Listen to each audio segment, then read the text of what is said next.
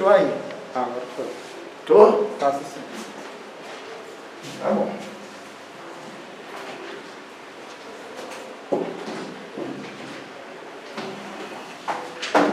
Se eu ficar aqui, eu tô aí também ou não?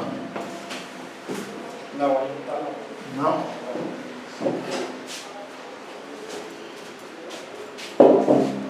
Se eu sentar aqui de vez em quando, eu tô aí ou não? Não. Não? Acho que tem que pôr ela um pouquinho assim, então. Pra cá, né? É. Aqui tá vindo só a cabeça, só a parte de cima. Então acho que é porque tá alto. Tá muito alto, né? É. Desce um pouquinho. Peraí. Pra descer aqui.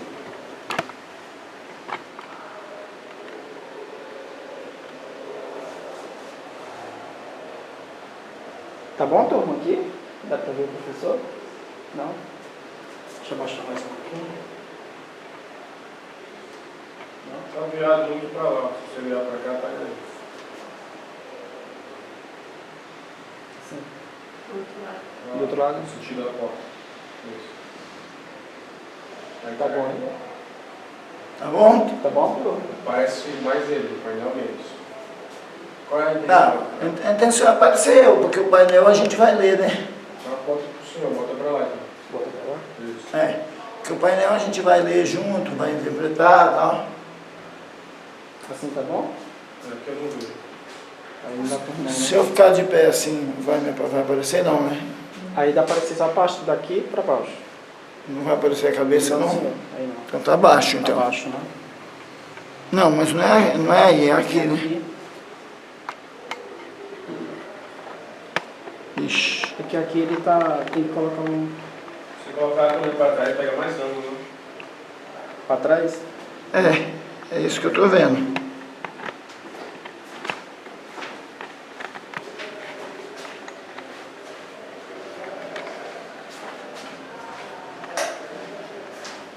Põe mais para trás para ver. Porque ela fica, me parece que a outra semana ela ficava bem mais para trás. Né?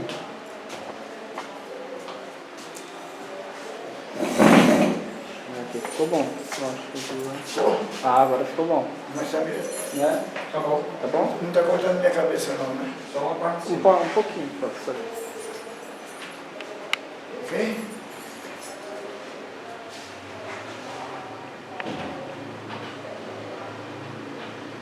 Ficou bom. Ficou bom? Ficou bom, né? Também tá bom. Tá bom? Tá. Tá bom, coisa mais? Então vamos lá. Nós estamos estudando o Pentateuco. Vamos orar para começarmos a aula? Irmão Gilberto, pode orar, por favor, para nós começarmos? Vocês me lembrem de entregar as provas corrigidas. Por que eu não entrego agora?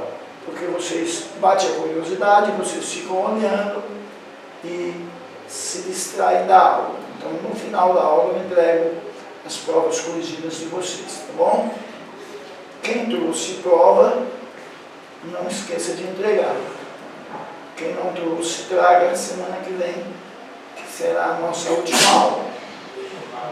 Hoje, como vocês já sabem, eu estou ficando mais jovem, 60 anos. Né? O bom dos 60 é que eu posso passar o 0 pela frente, aí fica 0,6, eu fico com 6 aninhos de idade, entendeu? O ano que vem, quando eu fizer 61, eu ponho 1 para frente, eu fico com 16. É melhor do que 59, porque 59 se não dá, que é 95.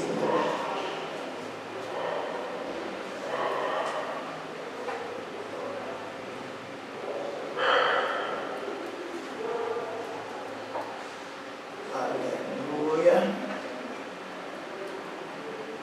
Deixa eu botar no ponto aqui que a gente já olha e já começa.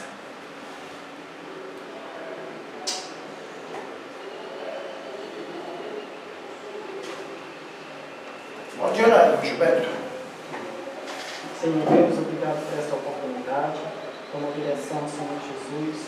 Pai, Tu és bendito, Tu és todo-poderoso, Tu és santo, Tu és fiel e verdadeiro e amado e justo. Por isso, meu Papai, em nome de Jesus Cristo, nós lhe somos gratos por esta oportunidade de aprendermos a Tua palavra. Nos ajuda, ó Pai, a guardar a Tua palavra no nosso coração para nós não pecarmos contra Ti. Te pedimos isso e agradecemos em nome de Jesus. Pentateuco, quinta aula, Deuteronômio. Pois bem, Pentateuco, quinta aula, Deuteronômio, começamos ou começaremos pelo autor. Moisés escreveu o livro de Deuteronômio.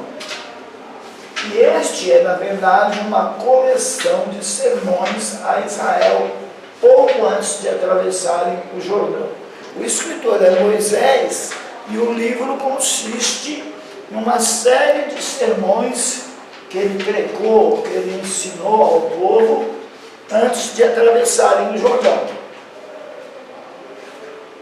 Estas são as palavras que Moisés, capítulo 1, versículo 1, estas são as palavras que Moisés, e aí lê o versículo completo para nós, por favor. Deuteronômio, capítulo 1, versículo 1, por gentileza.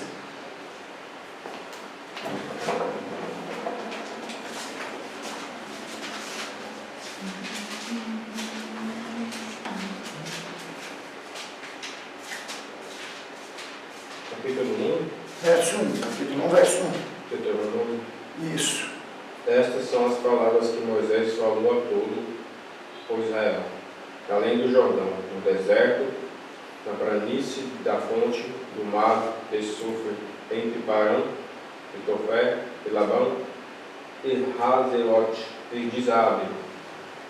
Quando nós observamos esse versículo, nós descobrimos duas coisas, que foi Moisés que escreveu, e que do primeiro versículo, como de costume, vem o nome hebraico do livro, Devarim, palavras. Estas são as palavras. Então, em grego, no grego da Septuaginta, é Deuteronômio, que é pelo assunto, não é isso? Deutero, segundo, nome, lei. Então, Deuteronômio é a lei repetida para aquela geração que nasceu no deserto durante a peregrinação. Deuteronômio, o nome vem da Septuaginta e é pelo assunto, como de costume. O nome hebraico, Devarim, tirado do primeiro versículo, como de costume, o autor também está revelado, é Moisés. Quando foi escrito? Qual a data? Quando foi escrito o livro de Deuteronômio? Então ele é uma coleção de sermões. Tá? Ele é uma coleção de sermões. O primeiro sermão foi proferido no primeiro dia do 11º mês, conforme que se depreende de Deuteronômio capítulo 1, verso 3. Por favor, Deuteronômio capítulo 1, verso 3. Aleluia.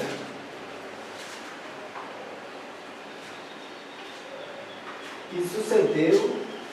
Desculpa, pode ler aqui. Pode. E sucedeu que no ano 40º, no mês 10º, no primeiro dia do mês, Moisés falou aos filhos de Israel, conforme tudo o que o Senhor lhe mandaram acerca deles.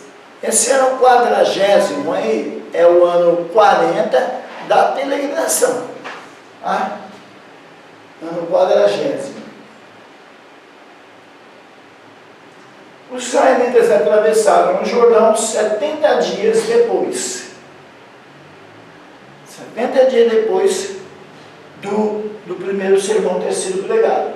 No 10º dia do primeiro mês, subtraindo 30 dias de luto, que é após a morte de Moisés,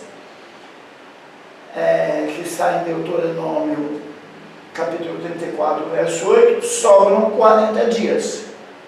o ano era 1410. Então, diante dessas informações, chegamos à conclusão de que o livro é escrito em 1410 a.C. Tá? Vamos ler Josué 4,19, por favor.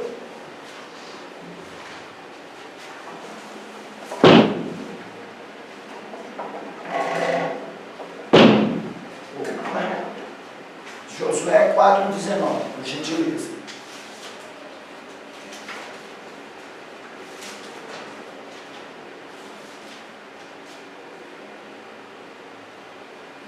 Subiu, pois, o povo do Jordão no dia 10 do mês primeiro, e alojaram-se em Gilgal, do lado oriental de Jericó. Dia 10 do mês primeiro. Deuteronômio, capítulo 34, verso 8.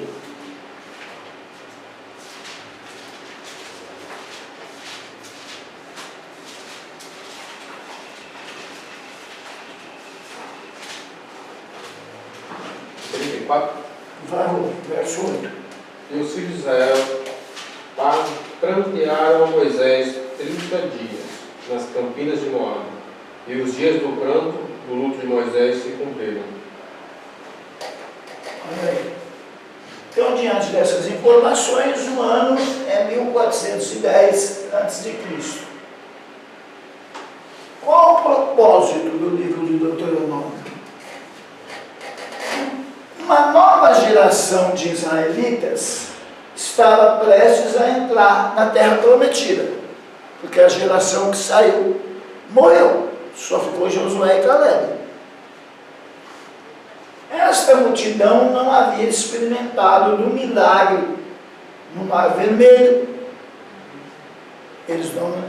Quando eles nasceram, o Mar Vermelho já tinha sido atravessado.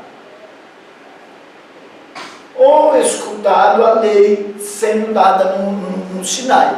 Quando a lei foi dada no Sinai, eles ainda não estavam vivos, não haviam nascido. Não passaram pelo Mar Vermelho, não escutaram a lei no Sinai. Eles estavam prestes a entrar numa nova terra, com muitos perigos e tentações.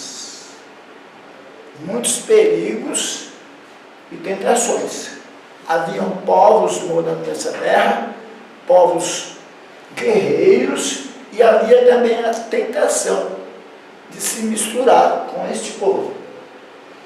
O livro de Deuteronômio foi dado para lembrá-los da lei de Deus e do seu poder. A lei de Deus e o poder de Deus seria lembrado nesse livro importantíssimo.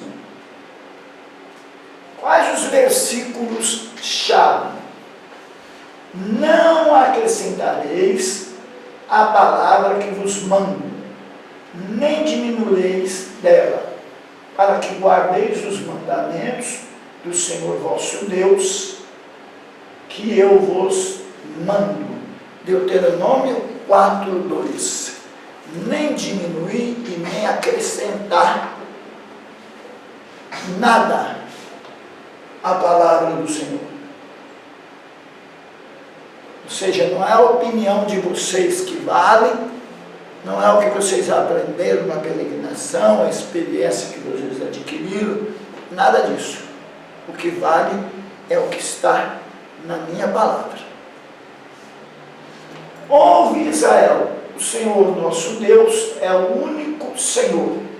Amarás, pois, o Senhor teu Deus de todo o teu coração e de toda a tua alma e de todas as tuas forças. Ouve, ó Israel, o Senhor nosso Deus é o único Senhor. Isso aqui é chamado de Shema. A transliteração é SH, tá? O SH tem o som de Shema, que significa ouve. É a declaração de fé do povo de Israel. É a Shema. Ouve, ó Israel, o Senhor nosso Deus é o único Senhor. Isso aqui, ó, dependendo da maneira como for interpretado, vai nos trazer problema com a doutrina da Trindade. Porque olha, ouve, ó Israel, o Senhor nosso Deus é o único Senhor. Só que a palavra único que tem aqui, no hebraico tem duas palavras. Depois vocês vão estudar melhor, vocês vão entender isso. E não vai ser necessário vocês estudarem hebraico. Quando vocês forem estudar teologia sistemática, que chegar na parte que fala sobre a Trindade, vocês vão estudar isso. Por isso eu só vou citar, mas não vou citar os termos, porque vocês ainda vão aprender. Bom, o Senhor, ouve Israel, o Senhor nosso Deus, é o único Senhor. Então, esse único aqui no hebraico tem duas palavras. Eu não vou citar, porque vocês ainda vão aprender mais adiante, mas eu vou dizer que tem duas palavras. Uma é único mesmo. Ah, um só e acabou. Mas tem uma outra palavra que admite uma unidade composta. Por exemplo, quando diz que Adão e Eva se uniriam e seriam ambos uma carne, esse aí, ou única carne, admite uma unidade composta, porque é uma carne, mas são duas pessoas. Então está falando de união. Quando fala de um cacho de uva, eles trouxeram, os espias trouxeram da terra um cacho de uva. Esse a palavra também para ali, ou para único, é uma unidade composta, porque no cacho havia várias uvas, tá bom? Quando Deus fala para Abraão assim, Abraão, me oferece o seu único filho, o único a quem você ama. Então tem duas maneiras de você saber que é Isaac. Porque o único que ele ama, não que ele não amasse Ismael, mas o ama ali é enfático. O único que ele amava de maneira diferente, porque era o filho da promessa, além de ser o filho da mulher que ele amava, não era o filho da escrava, era o filho da mulher que ele amava, era o filho da promessa. Então quando diz me dá o seu único filho, a palavra único ali ela não admite uma unidade composta, porque ela está falando exclusivamente de Ismael. Então é por isso que tem que entender isso direitinho, os irmãos irão entendendo no decorrer do curso cada vez melhor, para que você não pense que a Trindade é uma heresia, como ensinam alguns, com base principalmente nesse versículo que é chamado de Shema. Tudo bem? Então dá para a gente guardar isso direitinho. Tem duas palavras hebraicas para único, uma não admite unidade composta e outra admite, e no caso aqui admite unidade composta, porque subentende a Trindade. Tudo bem com isso? Professor, porque aqui o Ismael é a segunda carne, o filho de Agar, né? Ismael não é o filho da promessa, o filho da promessa é Isaac. Por isso que diz ama. É igual no Novo Testamento, quando o Novo Testamento diz assim, aquele que não aborreceu o seu pai e a sua mãe por causa de mim, não é digno de mim. É claro que não é aborrecer, ir lá e brigar com o pai e a mãe, não é isso. Aborrecer é amar menos. Nós temos que amar menos o nosso pai e a nossa mãe, menos o nosso filho, menos o nosso irmão, do que a Deus. E aí usa-se a palavra aborrecer. Tá?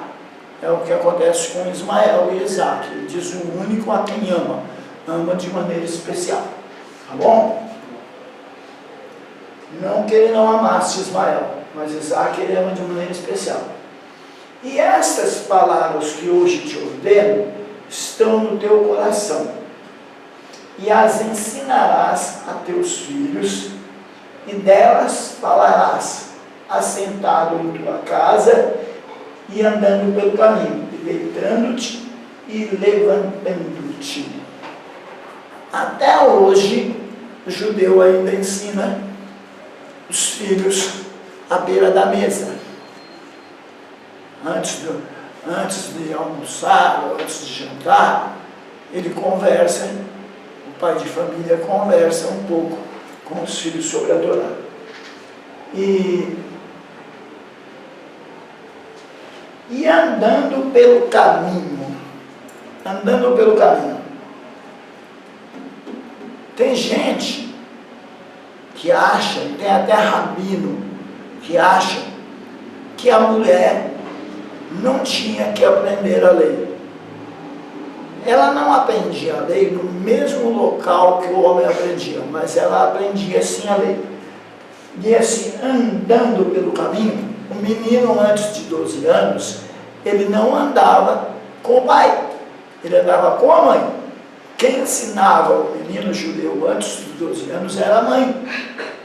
Tanto é que quando ele ia fazer o bar mitzvah, por volta dos 12 anos, ele já sabia, porque quem tinha ensinado se ele não andava com o pai? Era a mãe que havia ensinado.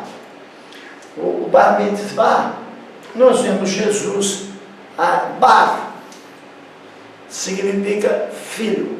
Mitzvah é uma das palavras para lei, porque tem mais que uma palavra que significa lei. Tem a palavra Torá, que significa lei, mitzvah também significa lei. Bar mitzvah significa filho da lei. Aos 12 anos, o menino se torna um filho da lei. E aí ele faz perguntas aos rabinos e responde perguntas. Quando Jesus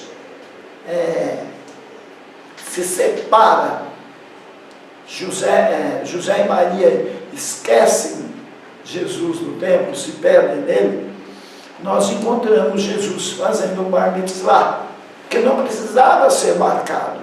Estava na idade, era chegar e fazer. E nós vemos Jesus fazendo o bar mitzvah, conversando com os rabinos e com as autoridades, fazendo perguntas e respondendo perguntas. Alguém diz que Jesus confundiu os doutores da lei. Está errado, tá? Ele não confundiu. Confundir é quando você faz uma pergunta e a pessoa não consegue responder. O texto não diz que ele confundiu. O texto diz que ele os deixou admirados, por causa do conhecimento, da desenvoltura que ele tinha, que era maior do que os outros meninos. Não pregue que ele confundiu, que está errado, tá, gente? Infelizmente, alguns pregadores pregam que ele confundiu.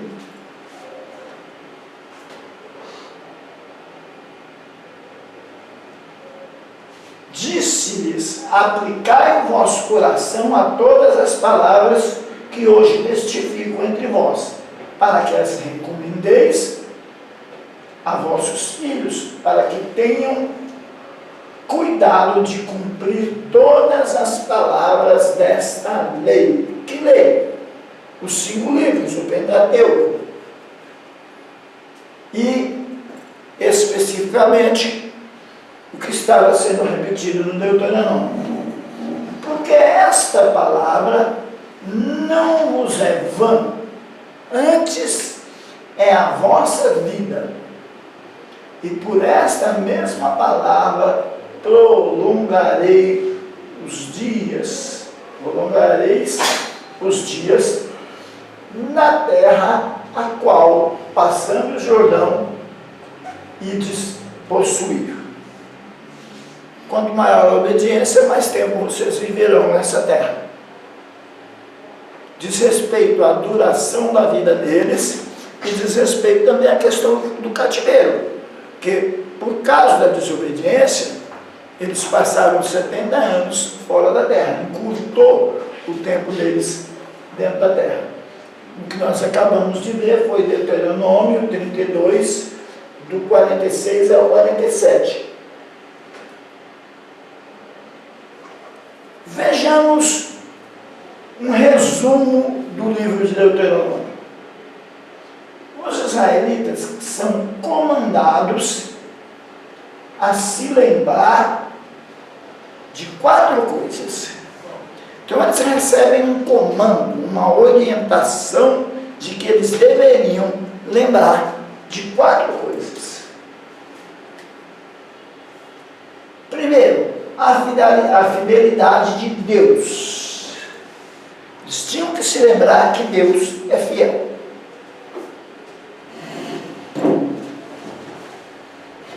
Essa questão de fidelidade de Deus é uma coisa tremenda. Porque quem é fiel e considera o outro como sendo fiel, ele não desconfia.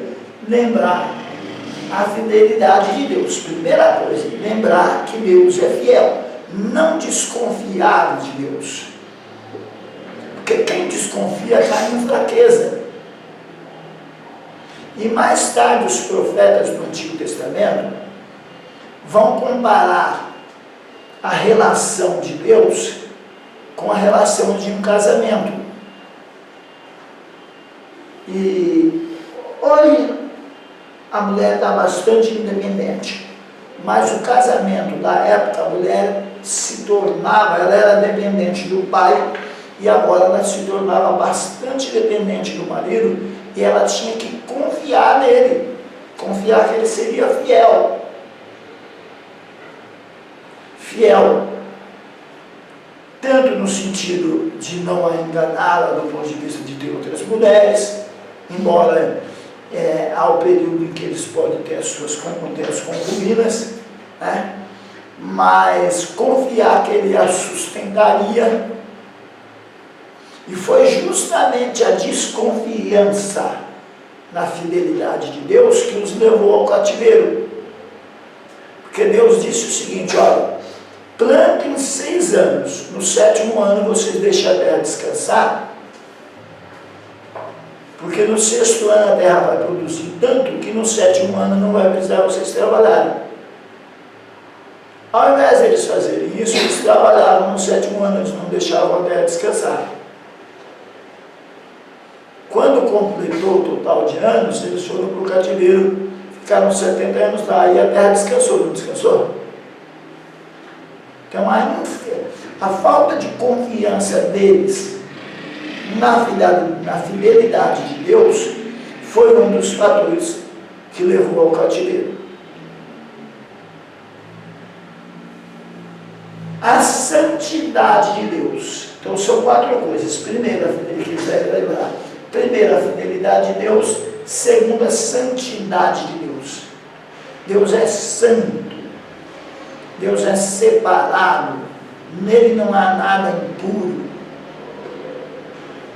Então, eles tinham que se lembrar disso. Eles não podiam se misturar com as impurezas do povo da terra onde eles iam entrar. Tanto é que mais tarde nós vamos ver. Espera aí, mais tarde? Não, antes, né? Antes, mais tarde não, antes. No livro de Números, nós vamos ver. Aqui é reafirmando a santidade de Deus. No livro de Números, nós vamos ver que a santidade de Deus é tão clara que quando Balaque contratou Balaão para amaldiçoar o povo de Deus, ele não pôde amaldiçoar. Ele falou: não posso amaldiçoar aquilo que o Senhor abençoou. Só que, como eu disse na aula passada, ele não amaldiçoou, mas ele deu a senha para o povo ser amaldiçoado. Porque ele ensinou, Balaão ensinou a Balaque: olha, se eles se misturarem com as mulheres do seu povo, o Deus deles vai puni-los, porque o Deus deles é um Deus santo, não aceita mistura. Sabe como Balaão percebeu isso? Ele percebeu que no acampamento de Israel, as tendas, elas ficavam uma de costa para a outra. Para quê? Às vezes a pessoa vai sair de dentro de casa e não vigia muito, sai se arrumando, não é isso? Sai se arrumando dentro de casa, arrumando a roupa, às vezes aparece alguma parte do corpo. Então as tendas eram de costa uma para outra. Se acontecesse da mulher ou do homem sair meio desprevenido se arrumando, o outro não via, porque era fundo com fundo as tendas. E ajudava a evitar também que o mal intencionado ficasse olhando a silhueta da mulher se trocando. E foi uma das coisas que levou Balaão a perceber a santidade de Deus. Perceber a santidade de Deus e ensinar Balaque. Aí fizeram uma festa, o povo desceu para festejar com eles, e aí Deus puniu o povo. Então, eles tinham que lembrar da fidelidade, da santidade de Deus, as bênçãos de Deus. Tinha que se lembrar que Deus é um Deus abençoador. Deus é um Deus abençoador. E Ele é abençoador por natureza. Quer ver uma coisa que o pessoal faz, às vezes até por inocência, mas que não é muito legal?